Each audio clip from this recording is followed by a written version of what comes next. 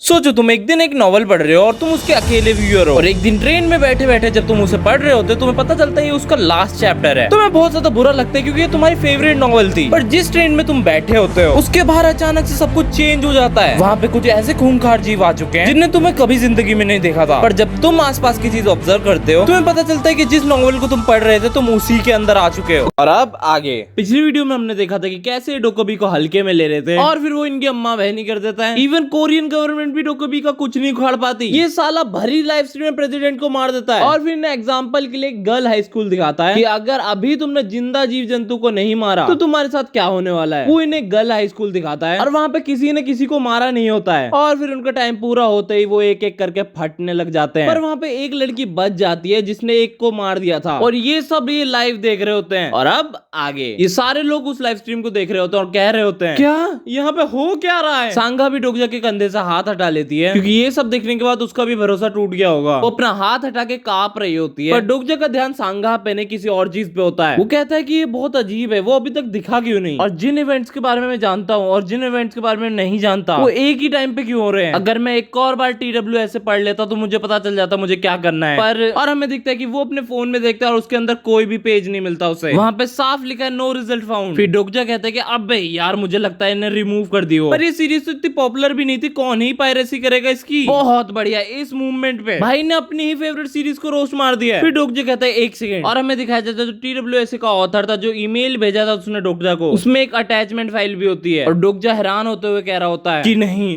नहीं ऐसा नहीं हो सकता। और हमें दिखाया जाता है कि उस TWS के ऑथर ने उससे पूरी TWS ही भेज दी है। उसे अपनी आंखों पे विश्वास नहीं हो रहा था, वो अपनी आंखें भी मल के देखता है पर वो अटैचमेंट फाइल सच्ची में TWS ही निकलती है। डोकजा कह रहा होता है कि इसने मेरे को गिफ्ट के तौर पे नोवेल भेज दी है, ये इलीगल शेयरिंग नहीं हुआ। खैर ये शायद मैटर नहीं करता, वो तो ऑथर है। हर एक TWS के सर्वाइवर को एक स्पेशल एट्रीब्यूट मिलता है और एक एट्रीब्यूट से जुड़ी हुई स्किल। ये गेम की तरह है। फिर डोकजा सामने वाली स्क्रीन को देख रहा होता है, अपनी आंखें बंद कर लेता है और बोलता है एट्रीब्यूट्स विंडो, मुझे मेरे एट्रीब्यूट्स के बारे में जानना होगा। फिर डोकजा के सामने एक स्क्रीन पॉपअप होती है और उसमें लिखा होता है attributes window can not be open. डोकजा कहता है क्या। वो एक दो बार और ट्राई करता है पर सेम ही रिजल्ट रहता है। डोकजा कहता है कि अबे यार ये हो क्या रहा है, अगर मैं एट्रीब्यूट विंडो को ही एक्सेस नहीं कर पाया तो मुझे कैसे अपने एट्रीब्यूट और स्किल्स के बारे में पता चलेगा। फिर डोकजा अपने फोन में देखने लगता है और कह रहा होता है कि पहले मुझे अटैचमेंट फाइल देखनी पड़ेगी। फिर उसे अपने एट्रीब्यूट नहीं दिख रहे होते, अब उसे दिखने लगते हैं और उसका एट्रीब्यूट था तुम तेज पढ़ सकते हो। डोकजा फिर कुछ देखता है और एकदम शॉक हो जाता है, उसके पैर लड़खड़ा जाते हैं, वो अपना सर पकड़ता है और कहता है रुको एक मिनट, ये मेरा एट्रीब्यूट है, मुझे 1 मिनट से भी कम लगा एक चैप्टर पढ़ने में, पर शुक्रिया। और वो अपना एट्रीब्यूट यूज करना चालू हो जाता है और उसे दिखता है कैबिन नंबर 3707 और वो तभी ऊपर देखता है और उसे दिखता है 3807। डोकजा कहते हैं कि अच्छा वो 3707 था, मुझे पता लगा कि मुझे क्यों इतना अजीब लग रहा था। रीजन की इवेंट मेरी यादों के हिसाब से नहीं चल रहे थे क्योंकि प्रोटैगनिस्ट तो पीछे वाले कैबिन में है, पर फिर कहानी में उन लोगों को क्या हुआ जो 3807 में थे। तभी सांगा डोकजा को कहती है डोकजा क्या हमें उन लोगों को रोकना चाहिए। फिर डोकजा कैबिन में देखता है और देखता ही रह जाता है क्योंकि यहाँ पे हड़कंप मच चुका था। डोकजा कहते हैं कि शायद उनके लिए बहुत लेट हो गया है, आफ्टर ऑल बस 2 ही लोग सर्वाइव करेंगे इस कैबिन में। तभी वहाँ पे किसी की आवाज आ रही होती है और बोल रहा होता है साली तू कहाँ जा रही है। और हमें दिखाया जाता है किसी ने किसी को पकड़ रखा है, सामने से भीख मांग रही होती है कि प्लीज मुझे यहाँ से जान दो। वो सामने से चिल्ला के कह रहा होता है कि चुप रहे। और हमें डेविल सी शक्ल का आदमी दिखाया जाता है, आदमी बच्चा जो भी कह लो, और वो सामने किसी औरत को मार रहा होता है, हर जगह खून ही खून हो रहा होता है। और वहीं डोकजा बोलते हैं कि मुझे पता है कौन 2 बचने वाले हैं, और हमें इसकी शक्ल दिखाई जाती है और वो अपने सामने वाली लेडी को मारते हुए कह रहा होता है कि मैंने तुझसे चुप रहने को कहा ना, और वो मारे मारे जा रहा होता है। सांगा तो ये हैवानियत देख के बहुत ज्यादा सहम सी जाती है और डोकजा कहता है कि प्रोबेबली ये भी मर जाएगी, उन 2 के अलावा इस कैबिन में सारे मारे जाएंगे, इनके साथ मैं भी मारा जाऊंगा। अभी वहाँ पे कोई चिल्लाता और कहता है कि तू क्या करने की सोच रहा है, और किसी ने उस लड़के का हाथ पकड़ लिया है और ये और कोई नहीं हमारा फाइनेंस वाला बंदा होता है। वो उस लड़के को कह रहा होता है कि अबे ओए तुझे किसी ने बड़ों की इज्जत करना नहीं सिखाया। डोकजा सांगा दोनों शॉक होते हैं, वो कह रहे होते हैं मिस्टर हान, और ये लड़का पीछे मुड़ के देखता है और कहता है क्या बोला तू ओल्ड मैन, तू भी मरना चाहता है क्या। मिस्टर हान कहते हैं क्या तुझे समझ में नहीं आ रहा अभी यहाँ पे क्या हो रहा है। मिस्टर हान कहते हैं कि तू क्या बकवास कर रहा है। तभी वो लड़का कहता है कि उधर देख, क्या तुझे वो दिखाई नहीं दे रहा। और कोई उस स्क्रीन में बहुत ज्यादा चिल्ला रहा होता है कि प्लीज प्लीज हमारी मदद करो। वहाँ पे कोई बोल रहा होता है कि मर जाओ मर जाओ। और फिर वो लड़का बोलता है कि तुम्हें समझ में नहीं आ रहा, आर्मी हमें बचाने नहीं आने वाली, इवन आर्मी अपने आप को ही नहीं बचा पाएगी, किसी ना किसी को तो मारना ही पड़ेगा। और मैं स्क्रीन दिखाई जाती है जिसके अंदर लोग अभी भी मर रहे हैं, भागने की कोशिश कर रहे हैं। डोकजा भी कह रहा है कि चुप रहो और मर जाओ। एक बंदा तो वहाँ पे कह रहा था कि मैं पूरी जिंदगी अच्छा रहा हूँ, प्लीज मुझे बख्श दो। उस सामने वाला बंदा अभी भी कह रहा होता है कि तुम कर क्या रहे हो, पर वो लड़का फिर बोलता है हमें चुनना पड़ेगा कौन मरेगा। मैं जानता हूँ तुम क्या सोच रहे हो, तुम्हें लगता है कि हम इन सबसे ऊपर हैं, हम बस सर्वाइवर के के लिए और किसी को कैसे मार सकते हैं। हम कोई जानवर नहीं है। अगर कोई आम बात होती तो मैं तुम्हारी बात मान लेता, पर अभी जो सिचुएशन है उसका क्या। अभी हमारे पास कोई चॉइस नहीं है, या तो मारो या तो मरो। अगर हमारी जान दांव पे है तो कौन ही हमें दोष देने वाला है। अच्छे से सोच के डिसीजन लो। जिस दुनिया को तुम जानते थे वो अभी अभी खत्म हो गई और इस नई दुनिया में हमें रूल्स को मानना पड़ेगा। और वो बंदा फिर से उस बुढ़िया को मार रहा होता है। फिर मैं डुकजा बताता है कि ये नामवाम गेम है और ये उन लोगों में से है जिनने TWSA का वर्ल्ड बहुत जल्दी एक्सेप्ट किया था। नामवाम किन ने ही इस दरार की एक खाई बना दी थी। मतलब लोग आपस में बहुत ज्यादा डरे हुए थे, वो एक दूसरे को मारने में घबरा रहे थे, पर इसने उन्हें हिम्मत दे दी। यार ये बहुत मुश्किल नाम है, हम इसे किम बोलने वाले। किम चिल्ला के उन बैठे हुए लोगों से कहता है कि तुम्हें मरना है क्या, वहां पे बैठ के देख क्या रहे हो, भाड़ में जाएंगे सब। और उसने ये बोल के बाकी लोगों को इनवाइट कर लिया उसे मारने के लिए। डोकजा कहता है कि इस बंदे ने लोगों के अंदर बची कुछ इंसानियत भी खत्म कर दी थी। हमारा आर्मी मैन भी कुछ नहीं कर सकता, वो बस मुंह फेर लेता है। क्योंकि खुद ही सोचिए यहाँ पे कोई अब रूल ही नहीं बचे हैं, वो किस बेसिस पे बचाएगा उस बुढ़िया को। क्योंकि ये लोग भले ही बुरा कर रहे हैं पर ये सर्वाइवल के लिए कर रहे हैं। और डोकजा बोलता है अगर 5 मिनट के अंदर कोई नहीं मरा तो सारे मारे जाएंगे। और हमें उस बुढ़िया का फर्स्ट पर्सन दिखाया जाता है कि ये लोग कैसे उसे मार रहे हैं। इनकी आंखों में अब कोई इंसानियत नहीं बची है। डोकजा कहता है कि मुझे अचानक से एक लाइन याद आ गई जो मैंने बहुत पहले पढ़ी थी, executioners pull the lever of the electric chair at the same time. वो ऐसा इसलिए करते हैं ताकि पता न लग पाए कि कैदी को किसने मारा। और हमें दिखाया जाता है मिस्टर हान भी उस बुढ़िया को मारने लगे हैं। ऐसा लग रहा था कि मानो मैं उस नॉवल के पार्ट को पढ़ रहा था, ये दूसरी दुनिया और मैं बस उसे देखने वाला हूँ। मैं बस खड़ा होकर देखता रह गया। वो बुढ़िया जिसका नाम तक नहीं पता हमें, वो इनकी फर्स्ट विक्टिम बनी। अगर मैं लापरवाही से कहानी के बीच में चले जाता हूँ तो हो सकता है कि मेरे लिए अपने पास कम ही प्लॉट बचेगा। पर क्या ये सही है ऐसे खड़े होकर उन्हें मरते देखना ताकि मैं जी सकूं? सांगा इतना नहीं सोचती, वो कहती है कि वो उसे मार देंगे। डोकजा उसे पकड़ता है और कहता है कि लापरवाह मत बनो, ये खतरनाक है। सांगा कहती है हाँ पर अगर तुम गई तो वो तुम्हें भी मार देंगे। डोकजा उसे रोक रहा होता है और मन में सोचता है शायद कुछ लोग पैदा ही चमकने के लिए होते हैं, चाहे वो किसी भी जॉनरा में हो। पर कहानी की डायरेक्शन सांगा नहीं बदल सकती क्योंकि वो इस वर्ल्ड की हीरोइन नहीं है। डोकजा सांगा को बिठा के कहता है कि तुम यहीं पे रहो। वो पूछती है पर क्यों? डोकजा सांगा को कहता है कि प्लीज अभी जो मैं कह रहा हूँ वो ही करो और तुमने मेरी बात मान ली, मैं प्रॉमिस करता हूँ कि मैं आगे से तुम्हें परेशान नहीं करूंगा। हाँ, अभी मेरे लिए इंटरफेयर करना बहुत ज्यादा जल्दी होगी, ये मेरे प्लान का पार्ट नहीं था। सांगा कहती है डोकजा कहता है मैंने पहले इंटरफेयर इसलिए नहीं किया था क्योंकि मैं डरता था नामहू से और बाकी लोगों से, या फिर मैं उनके तरीके से खुश हूँ। मैं बस इंतजार कर रहा था एक सही मूवमेंट का। और हमें दिखाया जा रहा है कि वो कितनी बुरी तरीके से मार रहे हैं उसे। और वो मौका तभी पीछे वाले कैबिन में एक धमाका होता है और डोकजा चिल्लाता है आओ, और डोकजा उन लोगों की तरफ भाग लेता है। वो उन्हें रोकने जा रहा होता है और मैं विंडो देखते हैं प्रूव योर वैल्यू। और अब 7 मिनट 32 सेकंड ही बचे हैं। और इसी के साथ ये चैप्टर यहीं पे एंड होता है। ठीक है मुझे पता है वीडियो छोटी, पर देखो यार मेरी तबीयत ठीक नहीं थी, ये भी बड़ी मुश्किल से बनाई है मैंने। और जिस सीरीज के लिए तुम मुझे सबसे ज्यादा कमेंट कर रहे हो मैं उसे ही बना रहा हूँ, वो तुम्हें कल देखने को मिल जाएगी। पर अभी के लिए मैं आशा करता हूँ तुम्हें वीडियो पसंद आई हो। मैं मिलता हूँ तुम्हें अगली वीडियो में, तब तक के लिए बाय बाय।